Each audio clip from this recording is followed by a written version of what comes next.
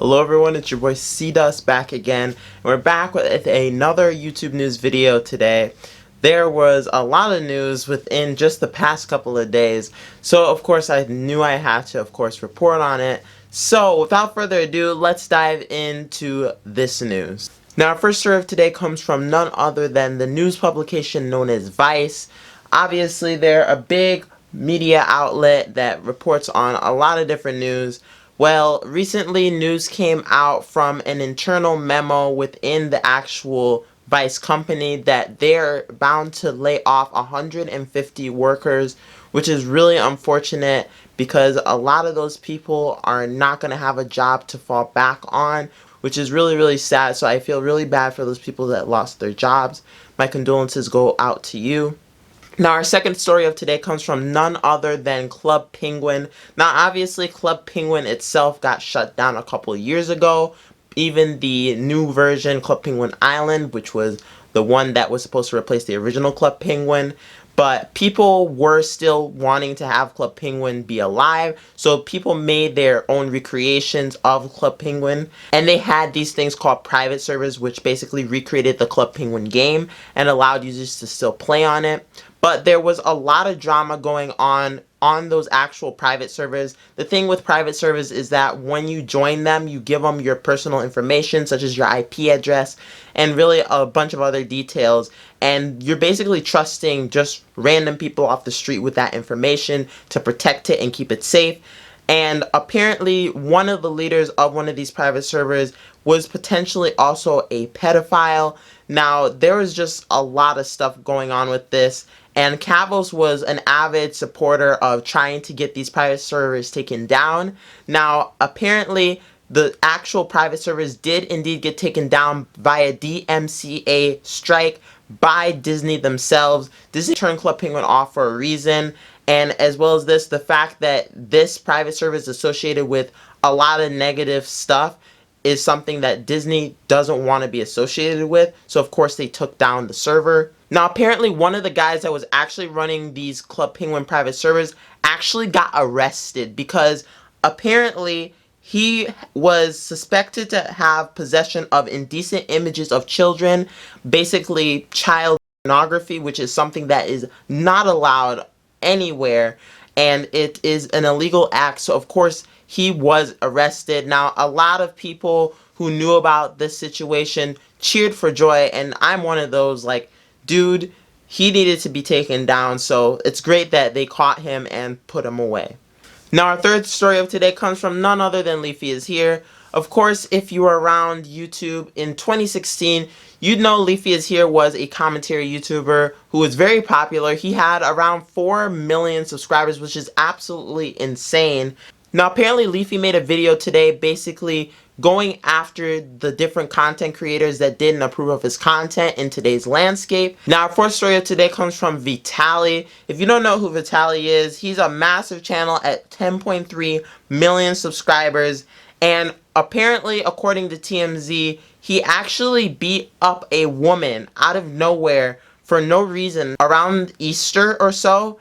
And apparently now that same woman that got assaulted is actually suing Vitaly here. Apparently she said Vitaly jumped her, tackled her, and proceeded to attack her.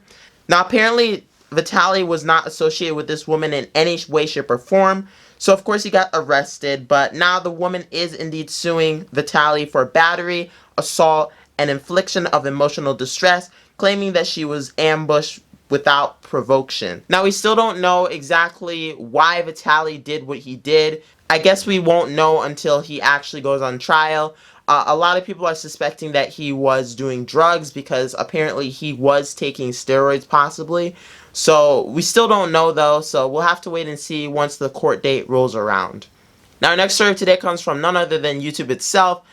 Yesterday, May 14th, YouTube actually temporarily went down for 20 minutes or so, and a lot of YouTubers lost their views and also lost a little bit of their AdSense, which is really sad. But YouTube actually tweeted out here saying, if you're experiencing error messages on YouTube, the issue is now fixed. It lasted 20 minutes across home, subscriptions, search, and more. Thanks for your patience and for all of your reports. Moving on to our sixth story today, which is still related to YouTube, is about some hackings that has been going around the platform.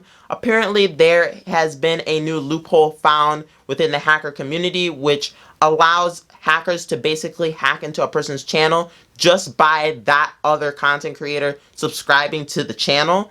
And after that, literally the hacker has access to your entire channel, basically all of your videos. They have access to private videos, and of course unlisted ones, and they can do whatever they want with it, which is really negative. A lot of content creators have been fighting to get YouTube to recognize this and try and take action on the whole situation, because this is a really big deal. Now, if you are a content creator on YouTube and you see a comment that says, "Hey, let's be friends," do not subscribe to that channel, because they very possibly could be a hacker, and once you subscribe to them, they have access to everything. So that's just a heads up for all of you out there. Also, make sure that you try and get YouTube's attention to this if you do care about this sort of stuff, because this is a big deal. Getting hacked can ruin a lot of people's lives. So definitely go ahead and tweet at YouTube and go and let them know that this is a problem, because we need to get this sorted out. Now, our seventh story of today comes from none other than Twitch. Now, Twitch is a live streaming platform, as a lot of you guys know, but apparently today Twitch introduced a safety advisory council to help better protect the platform. Now, a lot of the members seemed like they were okay people, but one of the members had a lot of controversy, and her name was Ferociously Steph. Now, apparently Ferociously Steph doesn't believe in voice chat within competitive gaming, as she thinks it encourages anti-inclusivity. I said a lot of people with cis white male sounding voices are here telling me that voice chat isn't a problem, and that is a fact. Y'all have voices that aren't marginalized coming in and saying, just mute, it's not an issue. Everyone faces harassment. I've heard it all. You're just repeating my like a year ago. A lot of people got really mad about that because her belief didn't seem quite right, and a lot of people disagreed with her. And the fact that she called out everyone who disagreed with her as white men is also really messed up. Now, as well as this, people also found evidence that may suggest that Ferociously Steph is indeed a furry. There was a clip that people found on one of her live streams. Just watch this. Start and come back to here, maybe. Nice and soft. Round to the back of the head. Maybe down a little bit. And yeah, I don't know if Ferociously Steph is the right person to be on Twitch's safety council, but I mean, I guess we can't really control it. Obviously, if there's a lot more backlash, then there is a possibility that she will be taken off, but we'll have to wait and see. Now, our eighth and final story of today comes from none other than Charli D'Amelio. Now, if you don't know who Charli D'Amelio is, she is a massive TikTok star. Now, apparently, earlier today, May 15th, Charli D'Amelio accidentally deleted her own Instagram account. That's right. So, Insider reported on this, and apparently, Charli deleted her Instagram account, and she had no idea. Her mom tweeted out saying, "I hear crying/laughing that woke me up. It's Charli reacting to accidentally deleting her own Instagram account. Love you, Char Char," which is absolutely hilarious. Now, Charli did indeed get her account back later on in the day, and everything was cool. So, I don't know how exactly she accidentally deleted it, because it's really hard to do it, but I mean, Charli did it, so I don't really know what to say. But with that wraps up all of the news that has happened throughout the last couple of days or so. If you guys did enjoy this video, make sure you give it a thumbs up. Comment down below letting me know if you want me to continue doing this series. As well as that, make sure to reach out to me on Instagram or Twitter with any news stories that you guys want me to cover here on the channel.